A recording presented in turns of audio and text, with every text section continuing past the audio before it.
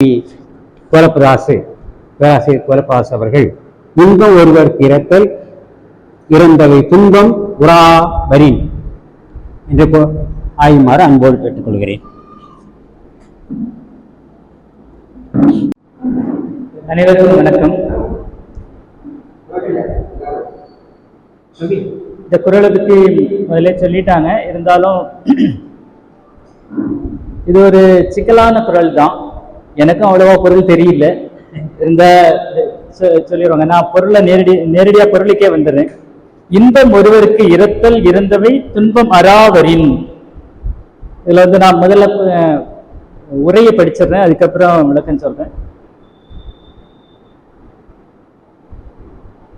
முதல்ல கலைஞர் குறளை படிச்சிருக்கேன், இந்த உரையை படிச்சிருந்தேன். என்னதான் பொருள் சொல்றது கொஞ்சம் ஈஸியா இருக்கும். வழங்குபவர் வாங்குபவர் ஆகிய இருவர் மனத்திற்கும் துன்பம் எதுவுமின்றி ஒரு பொருள் கிடைக்குமானால் அப்பொருள் இறந்து பெற்றதாக இருப்பினும் அதனால் இன்பமே உண்டாகும். சாலமன் பாப்பையா என்ன சொல்றாரு அப்படின்னா, நாம் கேட்டதை பிறர் மனம் வருத்தம் இல்லாமல் தந்தால் பிச்சை எடுப்பது கூட ஒருவனுக்கு இன்பமே அப்படின்னு சொல்றாரு. மூவா என்ன சொல்றாரு அப்படின்னா, இறந்து கேட்ட பொருள் துன்பம் இராமல் கிடைக்குமானால் அவ்வாறு இறத்தலும் இன்பம் என்று சொல்லத்தக்கதாகும் அப்படின்னு சொல்றாரு. புலியூர் கேசிகன் என்ன சொல்றாரு அப்படின்னா, ஈவராது நல்லுணர்வால் இறந்த பொருளும் துன்பமின்றி வருமானால் அவ்வாறு இறந்து நின்றதும் ஒருவனுக்கு உலகில் இன்பம் தருவதாகும். இப்போ தலைவர் சொல்லும் போதே சொல்லிட்டாங்க. நான் அந்த பாட்டு தான் சொல்லணும்னு நினைச்சேன், அந்த பாட்டை அவங்களே சொல்லிட்டாங்க. ஈயன இறத்தல் இழிந்தென்று ஈயன் என்றல் அதனினும் இழிந்தென்று கொள்ளன கொடுத்தல் உயர்ந்தென்று கொள்ளேன் என்றல் அதனினும் உயர்ந்தென்று புறநானூற்று பாடம். அப்ப இந்த இடத்துல இரத்தல் அப்படின்னு சொல்லக்கூடியது ஒரு இழிவு தான். அப்ப இந்த இழிவு எப்போது இன்பமாகும்? இப்ப நான் அந்த கடைசியில கலைஞருக்கு உரைக்கு வரேன். இப்போ மகளிர் உதவி திட்டம்னு ஒரு 1000 ரூபாய் கொடுக்குறாங்க.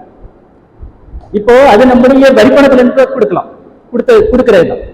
ஆனா இதை வாங்கக்கூடியவருக்கும் ஒரு இன்பம் இருக்கு, கொடுக்கக்கூடியவங்களுக்கும் ஒரு இன்பம்.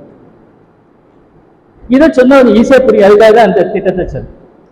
அப்போ இரத்தல், இப்போ நம்மள்கிட்ட கேட்டா உனக்கு 1000 ரூபாய் இல்லையா அப்படின்னு சொல்லிட்டு 1000 ரூபாய் இல்லாம அவன்கிட்ட போய் பிச்சை இருக்கியா அப்படின்னு சொல்லிட்டு சில கேட்கக்கூடியவங்க என்ன செய்யறாங்க, இருக்கதான் செய்யறாங்க. 1000 ரூபாய் உனக்கு எதுக்கு, அவன்கிட்ட போய் பிச்சை கேட்க போறியா? இப்போ அரசாங்கம் கொடுக்கக்கூடிய ஒரு திட்டமாக இருந்தாலும் கேட்கக்கூடியவங்க என்ன செய்வாங்க. அப்ப இந்த இரத்தல் எளிவா இல்ல உயர்வா அப்படின்னு ஒரு கேள்வி வரும். இதே நேரத்துல நீங்க ஒரு அரசன் இருக்கிறான் அப்படின்னு வச்சுக்கோங்க, இது பொருட்பால்ல வருது, அதனால அது ஒரு அரசன் இருக்கான். அவன் இப்ப போருக்கு போறான். இப்ப பக்கத்து நாட்டு படையே என்ன செய்யறான், இரவலா கேட்கிறான். அப்ப இரவலா கேட்டு அவன் என்ன செய்யறான், போருக்கு போறான். அதுல அவனுக்கு வெற்றி கிடைக்கிறது. அப்ப அந்த வெற்றி அவனுக்கும் சந்தோஷத்தை கொடுக்கிறது, இரவல் வாங்கியவனுக்கும் அது என்ன செய்கிறது, இன்பத்தை தருகிறது. அப்படியே எடுத்துக்கிட்டா இந்த குறள் அந்த இரத்தலுக்கு சரியாக இருக்கும். பொருளாதார ரீதியாக எடுத்துக்கொண்டால் இந்த பொருள் சிறுமையை தரும். நன்றி, வணக்கம்.